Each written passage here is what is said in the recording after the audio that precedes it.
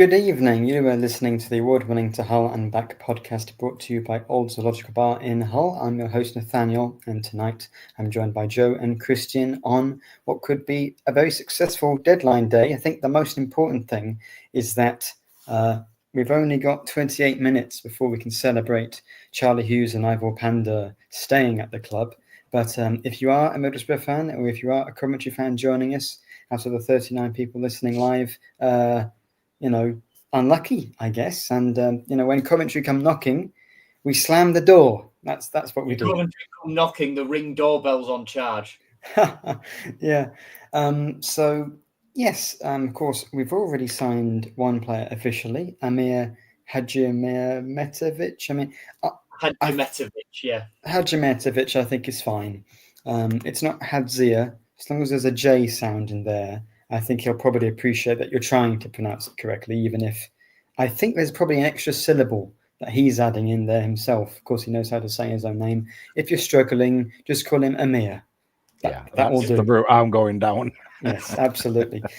I don't know what's difficult. Yeah. How do you I should go with my own name, Joseph.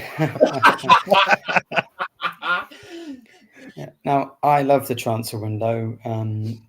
I'm always on Twitter during the transfer window, just lapping it up. It's been a shame, of course, this summer with them being a little bit more difficult to get over the line. But how do you guys normally spend the deadline day? And is it something you like as a fan? Or do you think that may be for the sake of the club's and preparation? Because they used to have it, I think, was it only just for the 1 year to close before the season actually started? Well, when they did that it was brilliant. When it closed before the season started. And also, what was also brilliant was the change this year to 7 p.m. deadline. That is beautiful because I hate it. I no longer have to stay up until the crack of dawn the next. But that's fun. No, it's not fun. I don't like staying up late. That's the thing. It finishes normally, doesn't it? It's late enough, and then you're still waiting for those extra few hours afterwards. Going right, what paperwork don't we know about that's going to come out the woodworks? Do I want to fall asleep and wake up in the morning and find out that XYZ's gone or XYZ's arrived? Well, I can remember going to bed on deadline day, summer 2017, waking up, going downstairs, seeing my dad watching Sky Sports News, and going, and seeing on the ticker, we signed for Kayo Tomori. Mm. Yeah, he turned out quite well at the time, but I thought, he's at Chelsea, he'll be all right, and he's gone on to do whatever in his career. It's I don't know. This one's been obviously a lot different, hasn't it? In the kind of the feeling around the club, obviously with what we've had to put up with, with the two embargo situations that kind of were highlighted that we did on yesterday's show. And then obviously now the fee restrictions that we've got for, the full season. And the wage cap as well. And the wage cap as well, and going through that. It's positive and it's negative, this window. You can't say it's excitable for ourselves as Hull fans. You can't say it's excitable, but you can definitely say it's been a good surprise in a way. I mean, it's probably the only highlight way of saying it with respect to who we've got in over the window and how we've actually got them in for 0 pence. It goes to show what the club can do. And it obviously shows that how we've been doing the business previous obviously definitely didn't work and doesn't work, because now we're looking at the players that we have now from this transfer window without spending a penny. I feel like we've done a hell of a lot more decent purchases. Yeah, I'm going to call them purchases because technically they are this window than in past ones under Adjun's kind of tenure. Yeah, I think we saw with January as well with some of the players we got in there. Dublin seems to know what he's doing, doesn't he? I think that's the difference. Adjun's, of course, been here for years now, but the difference between the Tankers, the signings, and the Dublin signings, there seems to be a lot more focus on domestic players as well. and experience, and I think that's what we need this year. So he's doing great job. Say as well, Ollie's put it in chat, but how nice is it to have a sane deadline day from Hull City? Just like, does it feel weird? It feels weird. We'd normally be after a striker about now, wouldn't we? Trying to get a striker and a winger in the door, but we don't need them because we've got them already. But it's so nice to have a calm deadline day on our front. Panda and Hughes are going to stay, and we'll know that for definite in 22 minutes and 14, 13, 12. And now the time has gone off Sky. Counting every second. It's so, just nice. But on the whole, right, I'm getting some proper deadline day nostalgia here because we've got actual things happening on deadline day across the Premier League. Like, for so many years, it's just been dead. And this deadline day, you wake up and see Fabrizio Romano's tweeted at midnight that Isak's going to Liverpool. That's actually happening. You've got Isak to Liverpool, Donnarumma, Visser, Gueye, Lamans to Man United, Nicholas Jackson, is he or isn't he going to Bayern Munich? Brobby, Geertruder and Matt Guiu, the weird situation. You're just saying syllables at this point. But Harry Wilson to Leeds could be a good one. To Leeds, Jadon Sancho going to Aston Villa. Rasmus Højlund's just joined Napoli on loan from Man United. The Nicholas Jackson one's interesting because that's been on and off more than the Kamara deal to Getafe. Well, that has just been announced this split second by Baz. So on Abu Kamara, deal is done. The Spanish window doesn't close until 11 p.m. our time, so it doesn't need to be announced before 7 p.m. here. But it has been completed with a loan option and an option to buy. Is the understanding. That's the thing I'm interested in because for a while they've just been saying loan. And when I say it's just been announced, literally breaking news, guys. Breaking news. We've been on it. We're there. Yeah. I assume that's 3.5 million, which is what we will have paid up front for him. I think. More than likely, it would be probably around that kind of frame, but obviously we'll find out down the line. I mean, it was kind of obvious that it was done with the announcements of Amir being, done. So I was kind of obviously just waiting myself. That's why I've been staring at it, going, well, what about Abu? What's been going on? Getafe, hurry it up. But obviously, as I've just said, Baz has just announced it right now. Loan to buy option. I think that works out best for both parties involved, obviously, with respect to Getafe in their current situation. At least they can do a loan to buy option. So they can actually still submit some sort of offer, whilst we cannot. So to say they're on equal terms with us, I mean, well, at least they can do a loan to buy. So, and another team that's on equal terms to us in terms of what restrictions they are under is Sheffield Wednesday. They were close to bringing in Harry Amas and bringing in Emil Heskey's son, Jadon, from Man City on loan. But, Sheffield Wednesday is still waiting to confirm any of those deals, and it looks now as if the EFL could be blocking any incoming deals. What a shame. Which would be what a shame. Disaster. A wink. Disaster for them. Well, look, you've got to feel for them, guys. You have to partially. I feel for their manager and the players that have stayed there. I feel sorry for football in general when it comes to stuff like this because they've had an owner that's absolutely destroyed a club. But when we had the same situation, we've had I won't forget it because they were laughing at us. I will never wish a club to go through as bad as they've got it at the moment. I hope they stick around, but I hope that they at least have a club and a team to go and watch. But in terms of them having success with signing players, that's a kind of different thing. I hope they don't go bust. That's completely different. Yeah. But I mean, it is a shame. And their journalist for the Sheffield Star, Alex, has just put out that there's very, very cautious suggestions from one of his sources at the club that at least one deal could get ratified. So because Ant's just put it in chat. Oh yes. So Casey Palmer leaving earlier. He was the midfielder that was being hinted at. I said that. Christian and I, we said that. I suspected it was Slater. Congratulations. And the deal we were supposedly working on was a straight swap with Stoke, which would trade Casey Palmer for Ben Gibson. Yeah. I didn't see this one, but where was that reported? This is something Ant's just said now. So Ben Gibson, in case you're unaware, is 32 years old, ex-Middlesbrough. He was in the it was a bit of a debate when we dropped out the Premier League, who was better, Gibson or Maguire. Obviously, it was Harry Maguire, because even though they both got Premier League moves, Gibson to Burnley after a year, and Maguire went straight to Leicester. Gibson played, how many times for Burnley was it? Just 6 games. Not quite the same as Maguire then, is it?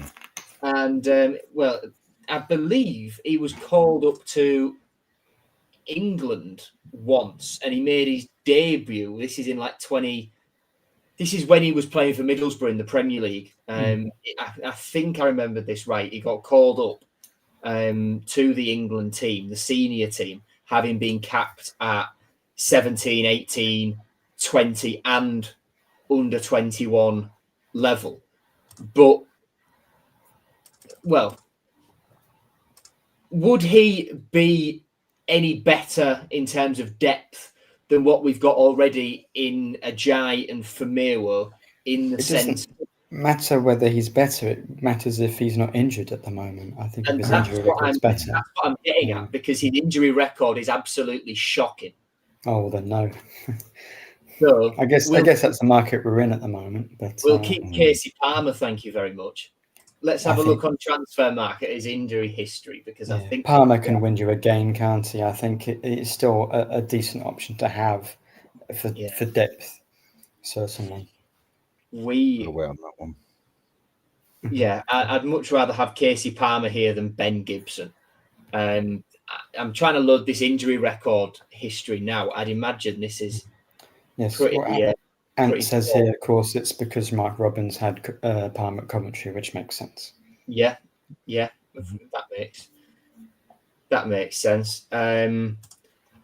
Transfer Market hasn't updated its page since 2019-20 and how many games Ben Gibson's missed, but his injury record, especially while he was at Burnley, is very, very, very questionable. Well, he played 25 games last year, 24 2 years before that. So missing half the season, 2 out of the 3 that's the same as last seasons. Yeah. The same as Firmino, isn't it? That record. And we've already got him, so we don't need another injury-prone defender. With another centre half, just as depth, but McCarthy's made his debut now. He can be 5th choice, can't he? So shall we go through it in some order then? Well, shall we just talk about the other player we might actually sign? Yeah, we've spoken about Hadjimetovic and a little bit about Kamara as well. Let's go for Darko Gyabi, shall we? Yeah. So that was initially going to be a loan deal, and then probably similar to Destan. I think those are technically, and we might go through the exact fees we've got for some of the players we've sold as well, but I imagine technically it's an undisclosed deal of £0. The idea being, and it's not been announced fully, so we don't know, but I'm imagining that Gyabi, like Destan, has a sell-on fee that makes it worthwhile Leeds giving us Gyabi for free. But if they were to rip up their contracts, then you can't insert a sell-on fee because there's technically no deal between the 2 clubs. So I imagine it's an undisclosed fee of nothing, which is kind of funny. Yeah, that's exactly. Yeah, I think you've got it spot on there, Nathaniel. And let's be honest, right? He's got potential, I think. Darko Gyabi it's a signing that hasn't worked for Leeds. He joined them from Man City in 2022, and since then he's played 5 first-team games and a total of 203 minutes. Yeah, he's done okay at Plymouth. He's played 58 games for them in a year and a half. Yeah. Looking Got at the goal, Plymouth got assist. hashtag, he's very hot and cold. He's not a consistent Yeah. player. He can be great or terrible. I mean, I saw some tweets saying from Plymouth is he is a good player on his day, but his day will happen about 4 times a season. Yeah. Yeah. I mean, he is young, and of course, you're going to have some of these raw players, and over the course of a loan, maybe you don't see the best of him. But if you've got him for 3 years plus an option of a fourth, perhaps, eventually that will perhaps become a good player and one we can sell on for a profit. Even if it's £1, we'll get 50p back, so that's a profit. Yeah. But yeah, Darko Giabi, it's a body in the midfield. Sergei wants midfield bodies. And there we go. Yeah, we've actually got depth there now, haven't we? Because if you play Crooks Peter, we've got 4 players, and then Mataza's back in January, December, January-ish time. Then we'll have 5 players in that position. Things are looking up in terms of the midfield depth, because before we were playing just Crooks in midfield, I think, and Palmer. We didn't have 3 midfielders in the friendlies, so that now looks like one of our strongest positions. It was the midfield of Slater, Crooks, and Palmer, wasn't it? Oh, I forgot. I just forget Slater exists. It's the best thing to do, really. Well, he doesn't really when he's put out on the pitch at the moment, does he? So but we don't want to be too critical of him, but let's just focus on the positive that Giabi is in. I still love him. Yeah. Someone's asked me, can I do a Giabi comp? I'll do one. He's only scored 1 career goal. But I'll do some assists and skills and things. I'll try and get that, especially as it's worth doing because it's a permanent player. Huh? Yeah.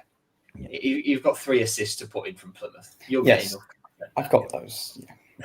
Yeah. Callum's put in, and we had this discussion last night, and me and Callum don't typically agree on a lot of things on Twitter, but I think he's hit the nail on the head here that Slater's fall off is sad, but his time is up. And I said this exact thing last night, that Regan has been a fantastic servant for the football club, but with his contract up at the end of the year, I can't see him being here beyond the summer at a push, perhaps even beyond January. And it's a shame because Regan, like I say, is a nice bloke. He's been a good servant for the football club, and he's a popular character in the dressing room. But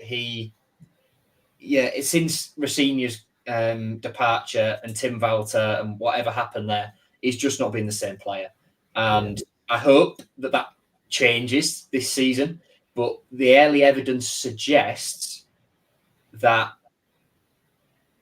it's not going to, and that's a shame. And I desperately want Regan to turn it around. While we're here, we've got nearly 1,000 people watching. So follow, like, subscribe, do whatever platform you're watching on. And we'll be here past the deadline because we'll be waiting on them to get announced, as we always are. 9 minutes and 15 seconds left of the transfer window. Well, as I said, Mataza's back roughly Christmas time, so could you sell Slater at that point? We don't maybe have enough depth to sell him right now, and of course we've only got 9 minutes to do a deal for him, so could he leave for a slight thing? Because again, profit-wise, we signed him for 50 grand, so even if we sell him for 500,000, I'm sure it could be worth a bit more than that. You'd still make some profit on him. It might help you get in a player in a position we need in January. Yeah. A centre back in January, maybe. I think January is going to be an interesting one with how we're going to be set up and lined up until that point, with who's going to be making the more appearances than others. And I think going back to the Slater side of things, I do feel Slater, even though he's being used at the moment, I think throughout the season goes on, I do feel he's going to be pushed further and further down the pecking order with a couple of the new lads that have kind of broken into the first team.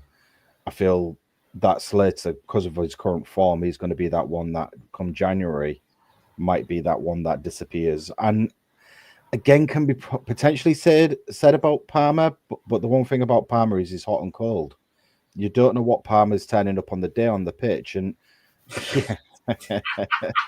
God's sake, Nathaniel. And you just don't know what, like I say, Palmer's ever going to turn up. Now, I know Sergei actually quite likes him with respect to what you can do on the pitch with getting the ball and running the ball around and things like that. The downfall is obviously, as we see it from the stands, it's his decision making. And it's always been a bit of an issue through Palmer's career, is his decision making once he's done all the hard work. That's why he's got the ability to play at any level, but that's why he's in the championship, isn't it? Exactly. So that inconsistency is something where I look at it, and I think me and you said yesterday, well, we did say yesterday that we would have expected Palmer to be the one to go, because I feel Palmer's the one that we could have got a bit of value for over Slater. I'm saying that Slater's got, 50 grand player. He's guaranteed to make his profit regardless, and unless he leaves on a free at the end of the season.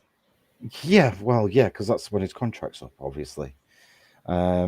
Which Can I is just interject and say that Sky Sports coverage above my head on the telly has just cut to St James's Park, and they've done a slow zoom onto someone who has tied a tablecloth or a bed sheet to a barrier and has written on it, "Isaac is a rat, Visser is a Geordie, toon."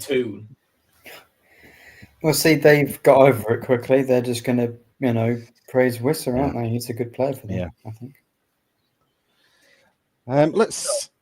Are we going to talk about, obviously, the ins that we've already had, or are we going to just wait for the window? I think we go first to Hughes and Panda staying, which is huge. Yeah.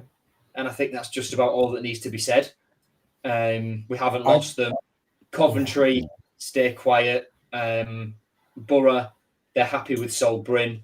So they are here. And that leaves... was there any concern today from you two?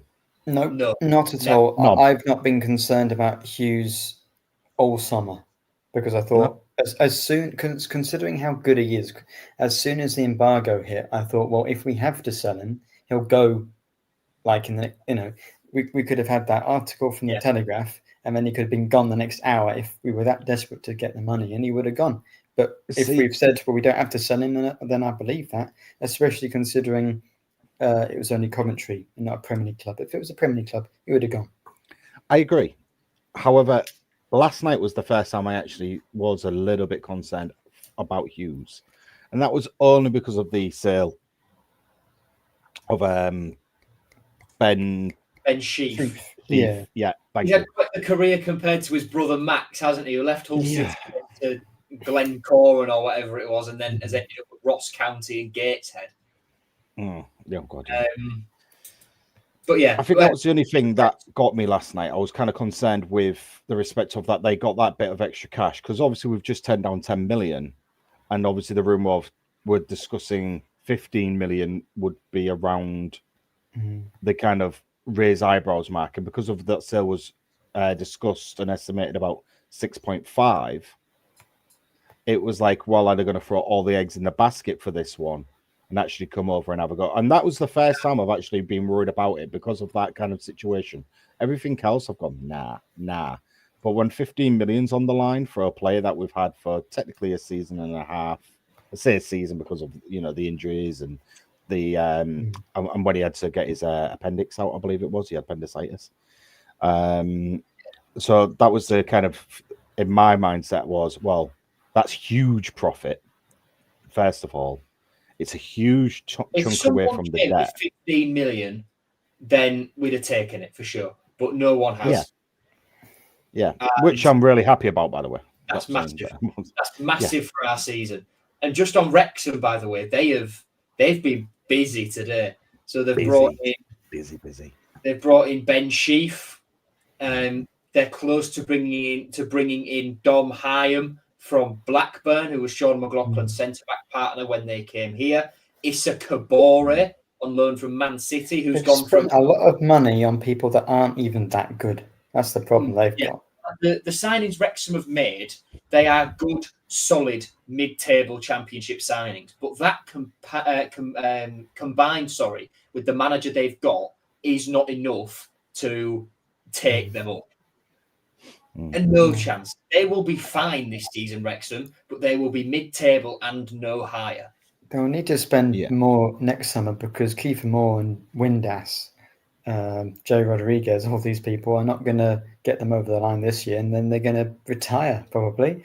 So they're at that age, or they're not going to make profit off a lot of the players that they've purchased. No, you're not selling Kiefer Moore for profit at 34 or whatever. I think that's the difference between obviously Wrexham, and I'm going to use Birmingham as well as that example, because Birmingham have spent 38 million this window, something stupid. They've got another lad coming in from Celtic today, haven't they? I can't remember his name, and they're working on at the same time. Yeah, the rumor talk is they're going to be pushing almost 50 million with these two sales, two purchases even. And you look at how they've done their purchases, and I can see more profit, even though they've spent more, from Birmingham's team for future and solidifying and moving forward than I do Wrexham.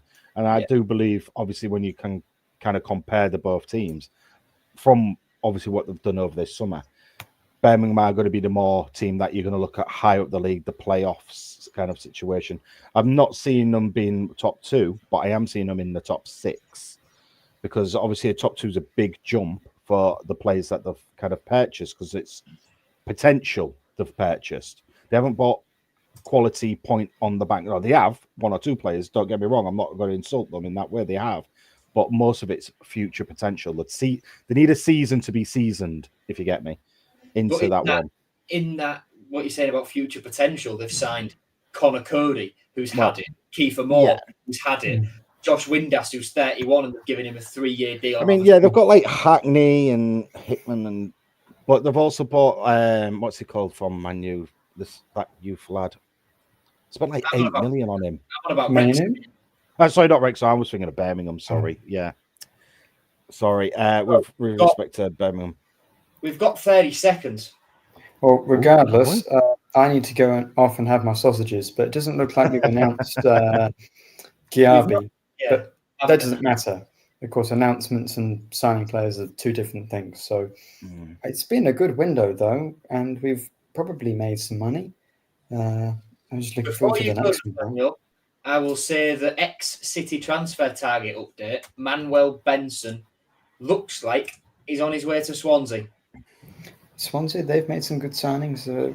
Tim put in the comment that they got Ida from Celtic. That's a good signing for them. They're going to be strong this year. And the window slams shut. Hughes is still our player. Check Twitter. Maybe Don't forget this 2 hours afterwards, and the paperwork that might come out is still in that zone. So don't celebrate. They've stayed. Right. I'll be back, you guys. So carry on. If you're still going 20 minutes, I'll be back on. Happy days. We'll still be here in 20 minutes. Baz has just put something new out about Abu Kamara, so we've got that to sift through.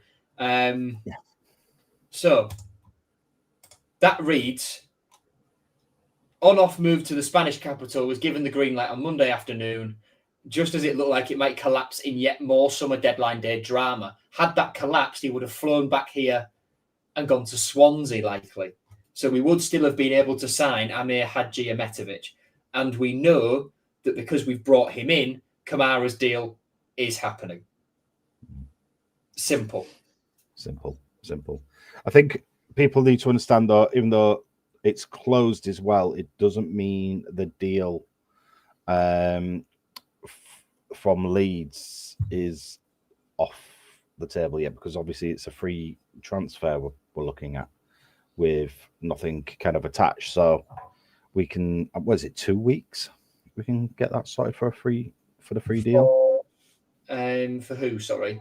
For bloody hell, Gabby. For Darko Giabi. He's coming direct from Leeds, so it's just a normal transfer. Normal transfer through. So you can sign free agents at any time. True. Be a free agent. He's not getting released from his contract per se. He's just getting sold for nothing.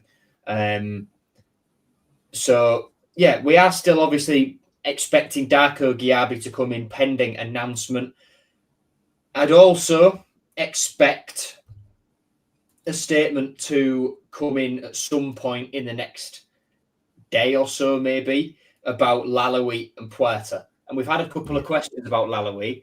So it's a complicated one, isn't it? Mm. So I feel sorry for the lad a little bit in this. Oh, massively. In a major, stage, major. So Redder obviously came in for £400,000 before we were put under embargo, but we were put under embargo before the EFL ratified the deal. So that's what's held up him and Gustavo Puerta being announced. As soon as we got the appeal verdict, Puerta was back on a plane, Germany bound, Leverkusen bound, as if nothing ever happened. Lalawi is still here. Lalawi, when I went to the training ground the other day, I walked through the gates, player I see walking back towards the building is Redder Lalawi. Mm-hmm. And I was under the impression that Redder was going to go out on loan. That was the information I had, and that came from a good place. But it's clear the situation is complex, and who knows what this means for Redder now, because he's not going to be able to be registered as a Hull City player until at least January, likely next summer. And by that point, a year on his contract has gone, and he's probably not played any football. Because if he's not been loaned out now, then when is he going to get loaned out? And it's so complicated, and it looks like the club's attempts to try and renegotiate their deal with FUS Rabat has also fallen by the wayside. So we are stuck in this situation. Lalawi is stuck in this situation where it's neither black nor white what he's doing. He's in a grey area. He's in limbo. Gus, he's gone back. He's a Leverkusen player again. Redder, he's stuck. And this is the complicated thing what Tyneside Tiger has just put in chat.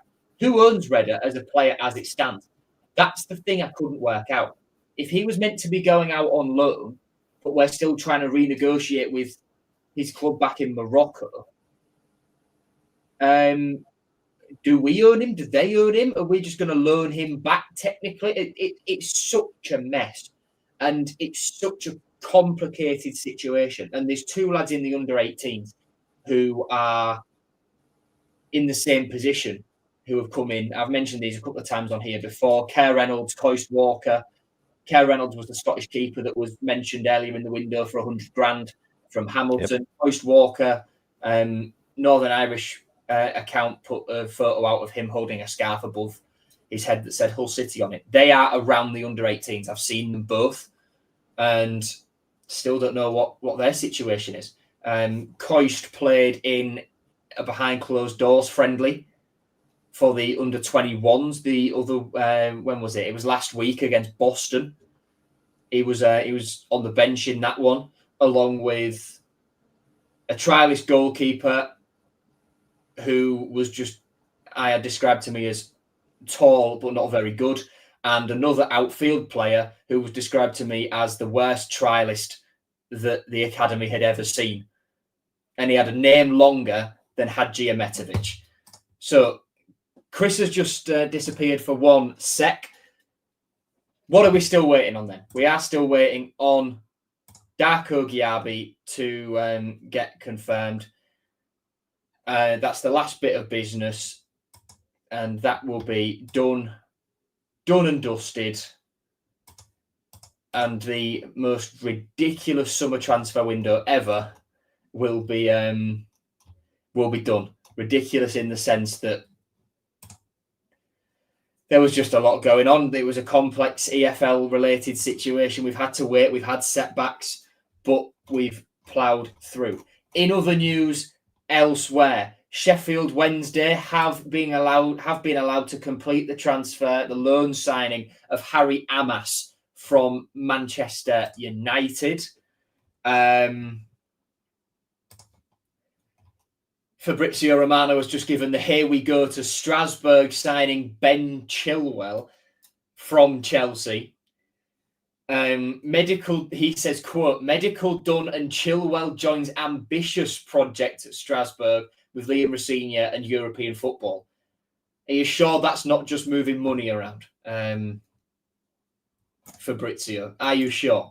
We've had Rasmus Højlund just leave Manchester United and go to Napoli. Anthony has just left Manchester United and gone to Real Betis again, this time permanently, I believe.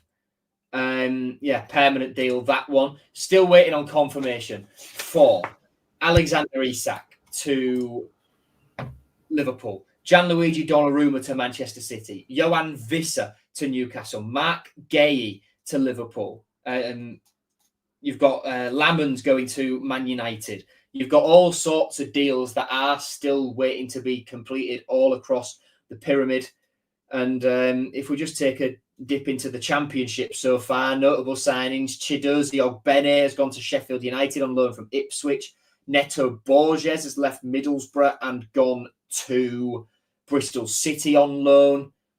Alan Brown has joined Middlesbrough from Sunderland. Joseph Bursic, ex-Stoke goalkeeper, has returned to England. He's gone to Portsmouth on loan from Club Brugge. Samuel Illing Jr. has gone on loan from Aston Villa to West Brom. So it's been a busy day in the Championship. Christian, you have returned. I have indeed, with news from Baz. One final business already. Have you? Sorry. Yeah. It's just been done. Yeah, we've finally done it. So it's done and dusted. I mean, what a window for us, though, for Hull. What a window. You've got to give the team, and I'm not talking to players, I'm talking like Jared, like the Jews on this one. Because it was pretty much, when it all came about, it was all doom and gloom. It was. And Mission Impossible music was playing in the background every time. It kind of all went around in circles of what's going to happen, how we're going to do this, where players wanted to go, and what we needed to fill the gaps. We have filled gaps. Yeah, all right, let's look at the last two games. Some of them weren't very pretty.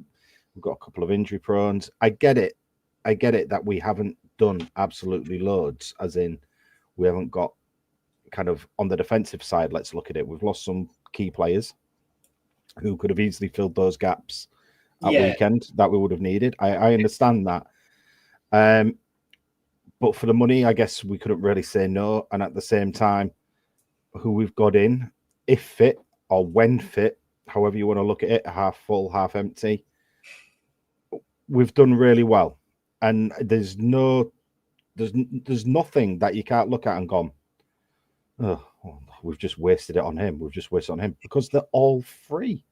They're free. Yeah. It's been absolutely amazing to actually have one. I mean, McBurney, for crying out loud. What a signing for up top for us. We needed that. Big statement when that came. Massive. Yeah. It kind of pie and face for a lot of clubs as well, because he was being chased by a lot of clubs, a lot of people. And again, Sergey as well, with what he's saying with the phone call. Sorry, guys, I've got something on my screen and it's really annoying me. That phone call that he apparently got from Sergey, right? Can you score me 15 goals? That, from Sergey to attract a player, goes to show the type of manager he is.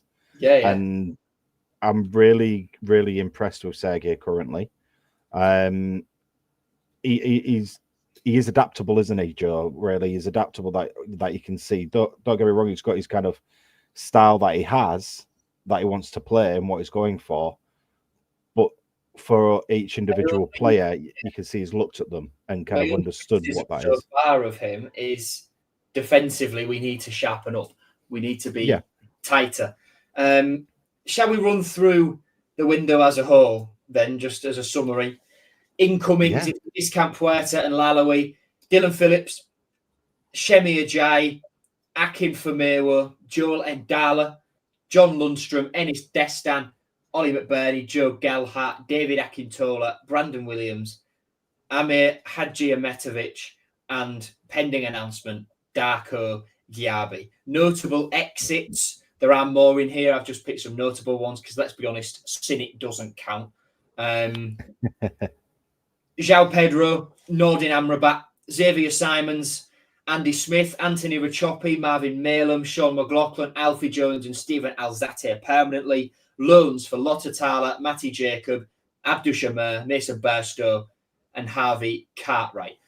On paper, going into the window, well, let's say on paper from when we left, from when the team flew back from Turkey, is it stronger than the team that went to Turkey? Yes, absolutely. Yeah. Is it better than last season? I would say so. The issue with last season's window was it was unplanned, and although in depth we were better, there wasn't an awful lot of quality in that depth. We look good on paper. If we keep Ajay and keep Firmino fit, which is difficult, we've got enough cover at centre-back. But like I said, that's difficult. There's question marks for me around Destan. And I call him Cynic 2.0 already. Yeah, I don't think that's unique to me. Phillips as well. If Panda gets injured and he's the one put between the posts, could he be a bit shaky? Probably. But on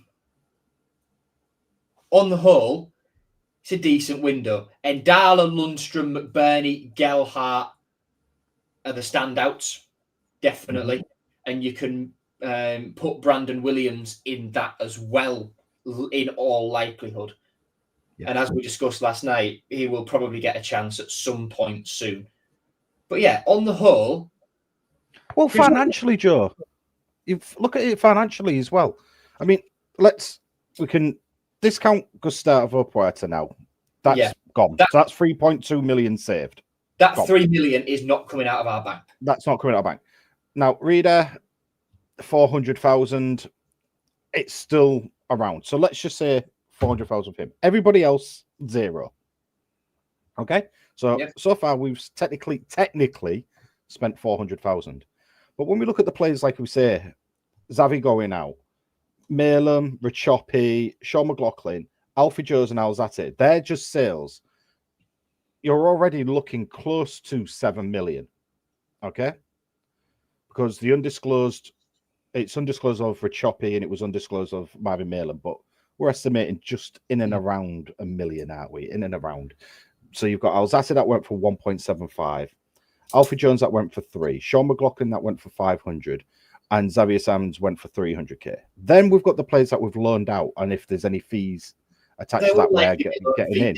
Definitely. And there'll be likely loan fees, exactly. Yeah, plus what would be crazy, plus the wages save.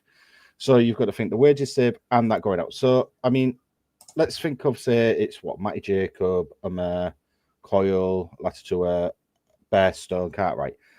We're not going to say stupid money, but all, say, 5 or 6 of those players potentially could add up to 500,000, maybe 1 million, depending on, I'd say 500,000, roundabout. That's 7.5 to 8 million that we've made. Yeah, it makes the finances look an awful lot healthier when we desperately need cash. And we've managed to do that without letting Hughes and Panda go, our 2 most sellable assets going into this window, because Balumi, Miller, Matazo, well, no, there's Alzate in there as well, obviously, who was an asset that we sold. But Balumi, Miller, and Matazo were probably our other 3 behind that, but no one's going to touch them. No one will touch them until next summer at the very earliest, given the fact that they have had long-term injuries. And we are still, of course, waiting for confirmation of Abu Kamara's move, which will also take the loan fee money we've made and the wages saved up, and that deal being done has allowed us to bring in Amir Hadjiametovic. And it's good business as well, noticing we've got a gap in the finances and filling it with a player and not leaving any stone unturned. Darko Giabi, to be honest, I think I would have preferred a centre-half, but it's a body. It's a body. We need midfield bodies. Talking of midfield bodies, Scott has left a comment, and could this be the one that got away for this window, especially when you know the fact we've got a loan spot free as well? Oscar Zambrano. Yeah, I agree. It's a lot of mixed feelings, isn't it, when it comes to Zambrano? We, as a club, and Adjan, I'm going to use, obviously put a lot into Zambrano because obviously when it came about, he wasn't able to play for us. He wasn't able to play for anybody. He was banned. Okay. And we still kind of kept with him and kept him paying his wages, stayed in contact. We tried to help him through as much as possible. It was us that were trying to actually get it lifted as well. So we've done a lot for Zambrano. Now, the problem is obviously, as Marsh has just put, go back for Zambrano in the winter. Well, yeah, that's when he can play again. But that's one option. That's the one option of that, yes. And we could try and get him in on loan. I can't remember what club he's at. But would they release him on a free loan to us? If you get what I'm going with that one, ladies and gents. A loan with no loan fee. No fee. Sorry, yeah, with no fee to get the original fee we were negotiating for him this summer done next summer, kind of thing. Because I think it'd be a bit fair, isn't it? It's got to be fair. He hardly played for us. We've looked after him. We've done all this. Surely they should look at it and gone, all right, yeah, hold. You did as a bit of a deal. He wanted to come back. That's the big thing. As Nathaniel returns, Zambrano wanted to come back, so it's a deal that I can definitely see. I said it a few weeks ago on the podcast. Oscar Zambrano will be a Hull City player at some point again. I am sure of it. I am very sure. I have to agree with in chat. The likes of Hull City, the best summer signing was the manager. I'm with you. I'm actually with you. I'm a big fan of Sergei. I really am. He's done a lot in his very short tenure with us so far. Do you know what we really like? His honesty. He's very honest. Do you know what? It's refreshing. It is extremely refreshing being a Hull City supporter and having a manager that's open with the fans, honest about what he's seeing, not sugarcoating it, going, oh, well, I saw this, I saw that, it was all gravy, we'll come back again. He literally is saying, nah, it wasn't good enough, that. We've trained this, we've coached this. We just hope we don't hear too much of that. Exactly. No, yeah. But I don't think we will. I know we're saying we've got a leaky defence, but I think it's just, again, with everything that's gone on, with all the rumours, we've had the sickness, we've had people in and out changing and swapping positions. It's still been an early days situation. I think, obviously, after the international break, yeah, okay, if things will start to settle down, but it won't be perfect by the time, they come back from that. Because obviously they need time to play together and you need to find those link-up partnerships, because training is training, but when it actually comes to a match situation, they could be the best friends in training, but when it comes to a match, they might not click. So there's those type of situations that you have to see a lot more. And I think with Coyle now being fit again, I'm not going to say he's going to come straight in for drama. I don't believe personally that might be the right thing to do, but it's a strange one when it comes to that situation, because from the defensive side of things, the last two games we've played completely different than we have for the beginning of this season and pre-season. The defense, especially the fullbacks, were more wing backs and as they should be. And we had a holding central midfielder that sat deep and made it into a back three almost. So it gave us that more attacking opportunity, which, to be honest, made the defense a lot more solidified. And you don't have to worry about the defensive side of things from Jeremy or from Ryan Giles when they're up the pitch, because that's where the ball is. The ball's not going anywhere near us. Now we've been having this midfield issue where we haven't actually had anyone really sitting, and Lundstrom kind of doing all the running and all the screaming, all the work up and down. There has been a gap, and you can see that, and it's forced our wingbacks to be more fullback and sit back. So it's kind of attracted more attack against us and caused more leaky goals because there's been a lot more gaps. I believe we'll fix that. I'm very positive about this season. I hope everybody else is so far. From what they've seen from the preseason especially and moving forward, I'm very positive. remember, we're not going to win every game. Some games are going to be worse than others. But so far, even though some of the games have been very leaky, I'm still a lot more confident in this squad than I was this time last season. Oh, yeah. And well, there were no positives back then, were there? There was zero, exactly. No, Adjan said that it was an 8 out of 10 window and his best window at the football club. Well, the last one, Merlin and Bedger and Burstow and Rachopi. No, Well, certainly. how do we rate this window then? Because at the minute, I'd say I'm giving it a 6, 7 out of 10. I still think we need centre back cover because Ajayi and Firmino, another striker option wouldn't go amiss. And there's the argument for a better backup goalkeeper as well, but then obviously they're challenging Panda, unsettling Panda.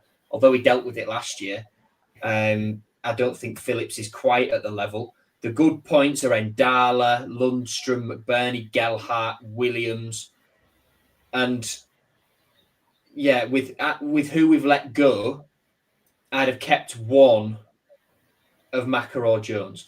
But as Chris says, with the context of the window, that also bumps it up given the situation that we're working under. On its own, it's a 7, and I think it's the best we could have done. Yeah, you're right, Tyneside Tiger, in the circumstances. Key word, that isn't it? Circumstances. That is the key word with respect to this window for Hull City. I suppose you can't say, well, it wasn't a 10 out of 10 because we haven't signed Isak ourselves. You've got to.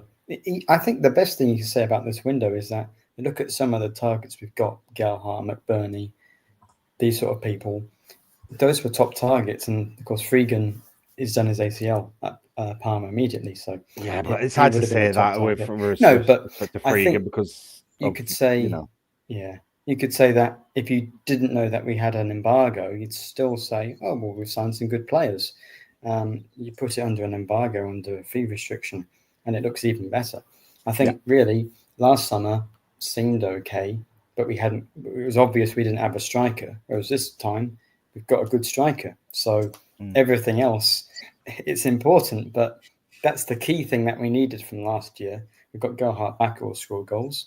We've got goals experience. I think the key thing is the fitness of the centre backs. I mean, Ajayi might not get another injury this year. Probably is, but it's all hypothetical at this point because every single player could get injured or every single player stays fit and does really well. I think, judging it now, I'm very, very happy. And we've even got a few extra players in to make the team, good or look good.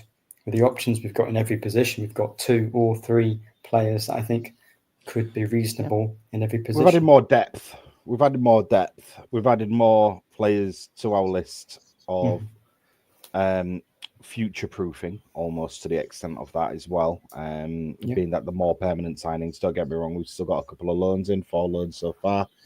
And that type of kind of situation with the loans, a lot of them are also in the future, though we can't do it now. I think we're pretty positive that they're going to be made permanent once we're out of the Lundstrom, Lundstrom, we might not even need Hatzimachovich, but Joe Gelhardt. At least Gelhardt, he'll cost too much if he has a great year, though. True. At least this time we've not won the transfer window because, as I said yesterday, every time we win the transfer window, it goes to shit. I mean, that's Birmingham, isn't it? They've won the window, clearly, I think, because they've spent 50 million. Of course they have. So, Likes of Hull. Yeah. Have you heard this new lad from Leeds is tall? Well, Giabi and Crooks, Ajayi. He's a bit tall, yeah. Well, Shemi Ajayi dwarfs Matt Crooks. And Shem's like 6'6".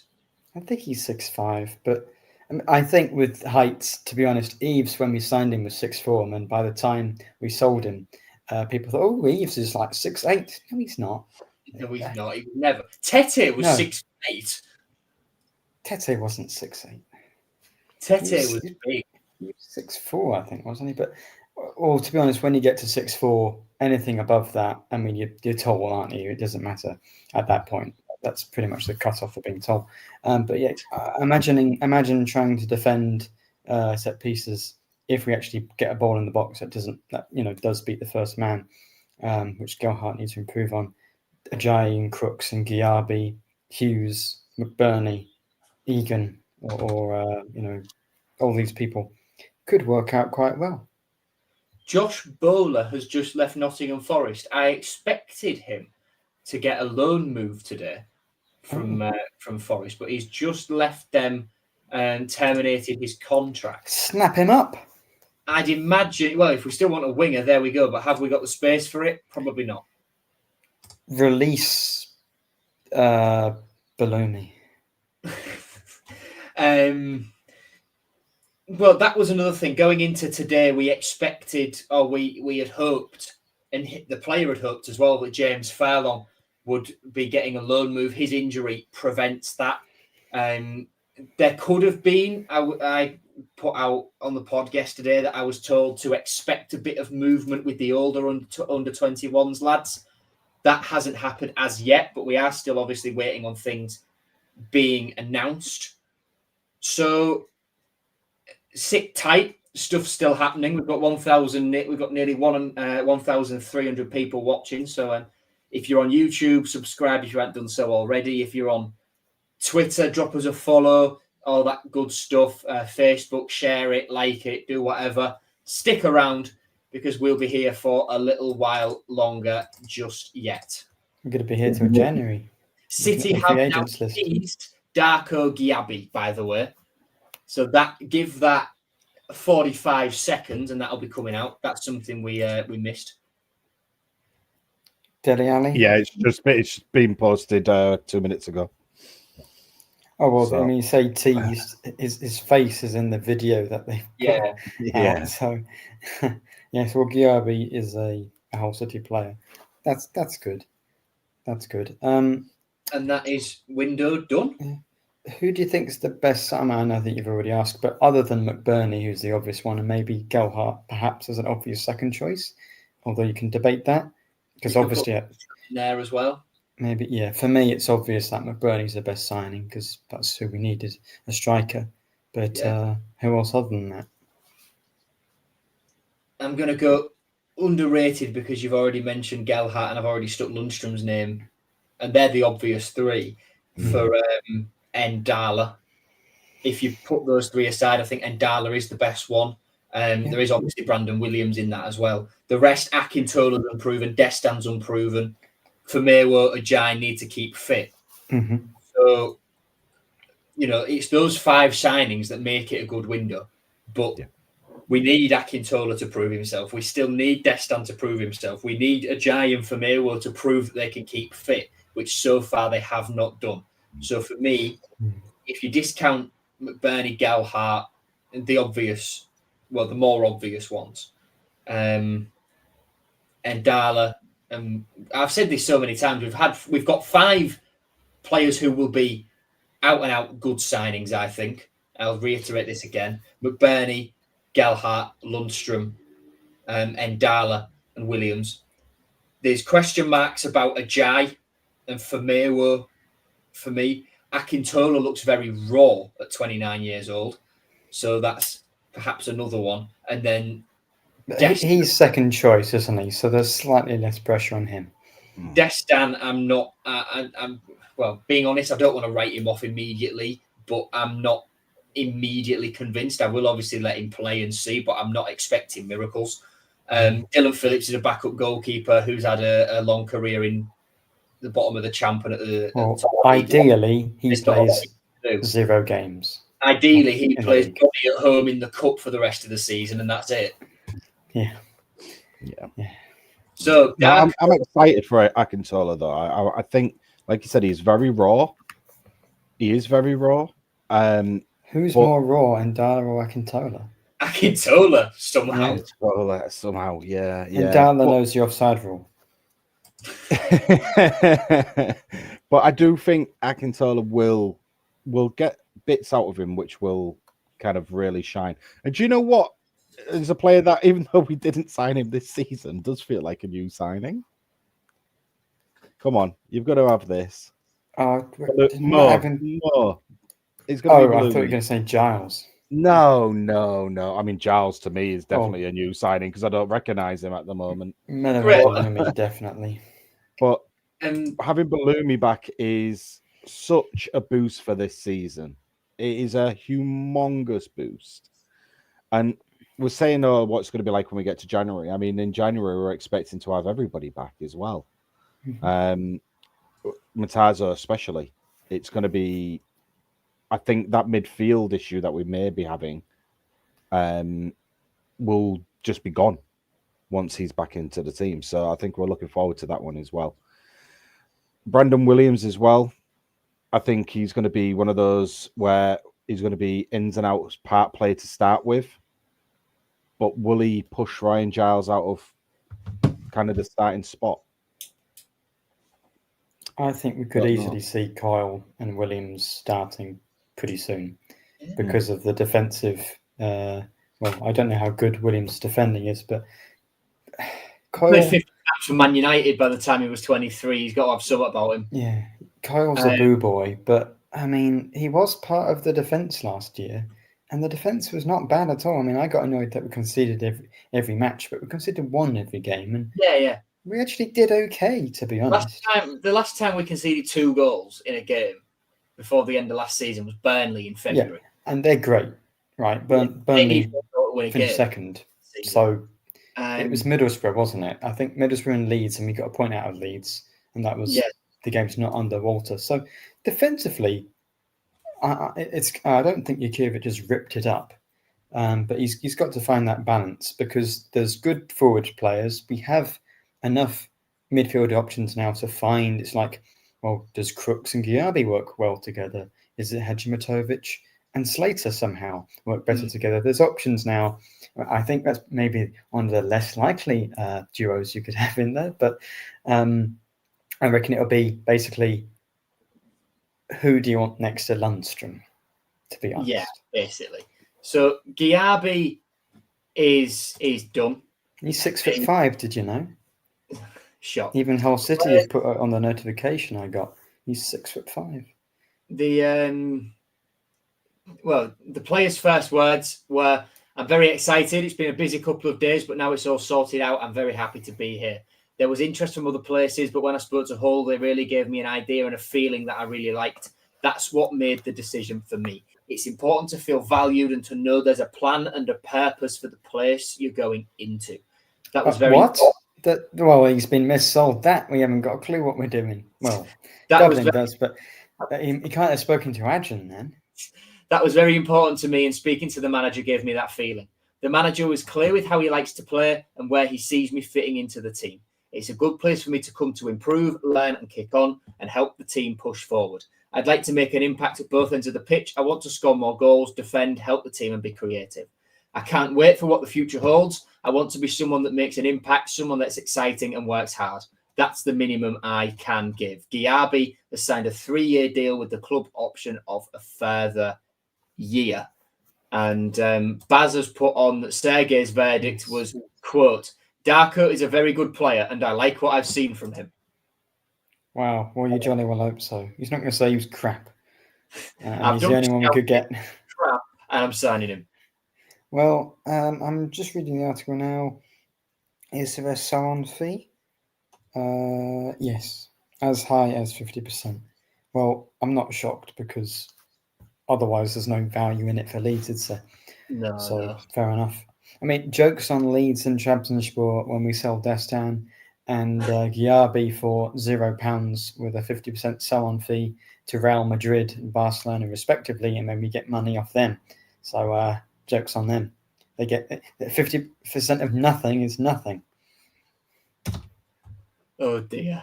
Oh dear, oh dear, oh dear. That would be very cruel if we did that, but I think we all know who's more likely to leave on a free transfer in 3 years after being injured all the time. And bless him, it's not the lad we've just signed.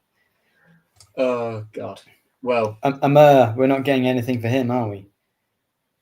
no, definitely Don't not. Trabzonspor have a big sell-on fee for him as well? Well, Yes. again, 50% of nothing is nothing. It's nada. I hope they don't want any of the loan fees. Oh, yeah, that would be a lot. That would be an awful lot. 50% of the loan fee. I don't think none of these transfer deals are that petty, are they, to ask for that? Don't think so. So, gentlemen, I think that is us done. Yeah. I think that Yes, is Hull City done for the transfer window. And yeah, have we got any? Well, there's not going to be any free agents because I know we signed Pedro and Alzate, but if we've reached the salary cap, then we'd have to release someone or sell them to Turkey, presumably, because I think that window's still open for a few days, but I doubt that's going to happen. I mean, you never know. You never know. But it's unlikely. Oh, yeah. Jesus. I think it's a good window, better than I thought we were going to have. I thought we'd be, we could still end up next to Sheffield Wednesday in the table, but hopefully if that happens, we're about halfway up it. I doubt Sheffield Wednesday are going to finish there, though.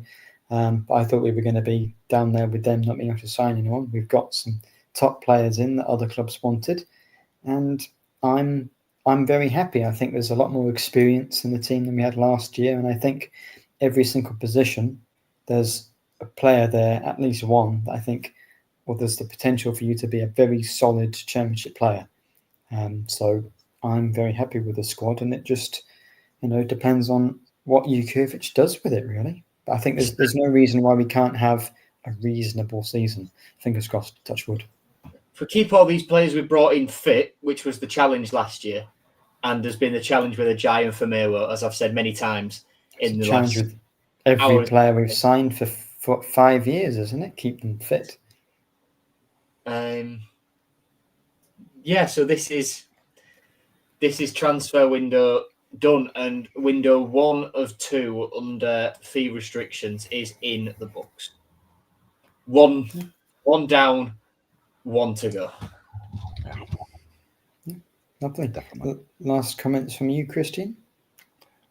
I'm just extremely happy. I think, well, now it's over.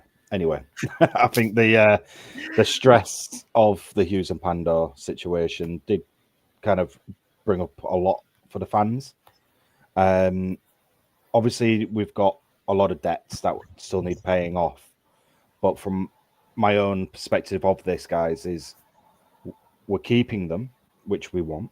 We want to win more games. We want to finish high up the league, because the higher up the league we finish means the more kind of payments that we get at the end of the season.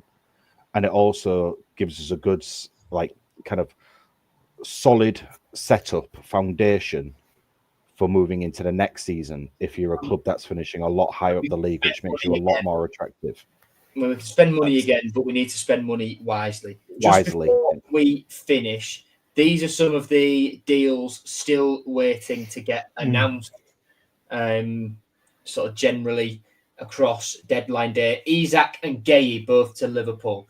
Jackson from Chelsea to Bayern Munich. Donnarumma. Can I just point out, the Jackson one, is that a loan? If that's 13 million, the loan fee is the same as our record transfer fee, which is pretty depressing. I know, that is really depressing. It is a loan. Donnarumma to Man City. Ederson to Fenerbahce. I bet Adrian's loving that. Galatasaray. We're going to have him in a few years. Galatasaray being the team that's front running for Ederson all window, and then Fenerbahce just nick him at the death. I bet Adrian has never been more happy. Randall Kolo-Muani's joining Tottenham. Sene Lamens is moved to Man United, is still awaiting confirmation. Sancho to Villa and Harvey Elliott to Villa as well. Both loans initially. Elliott with an obligation to buy in there, I think I read earlier on. That's still waiting. Championship-wise, Issa Kabore, Dom Hyam, both to Wrexham. And there's a couple of others that we are still waiting on as well, I do believe. I'm not sure if this has been confirmed yet, but Kevin Nisbet is leaving Millwall. It feels like he's been there since the dawn of time.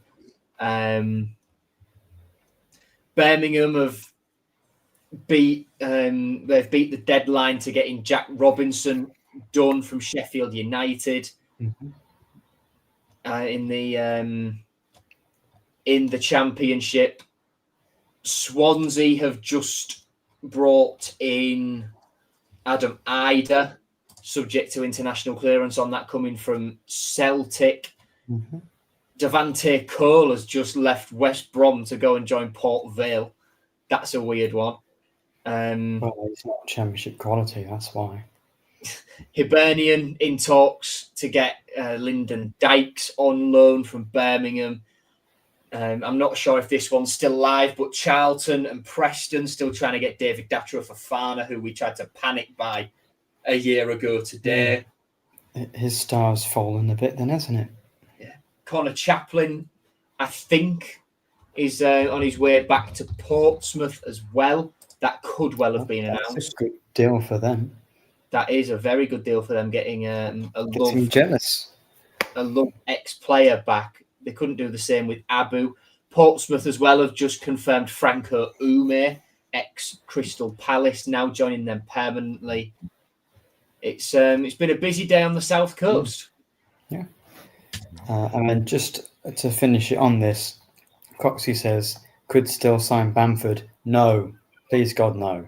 Absolutely. And we can't sign anyone.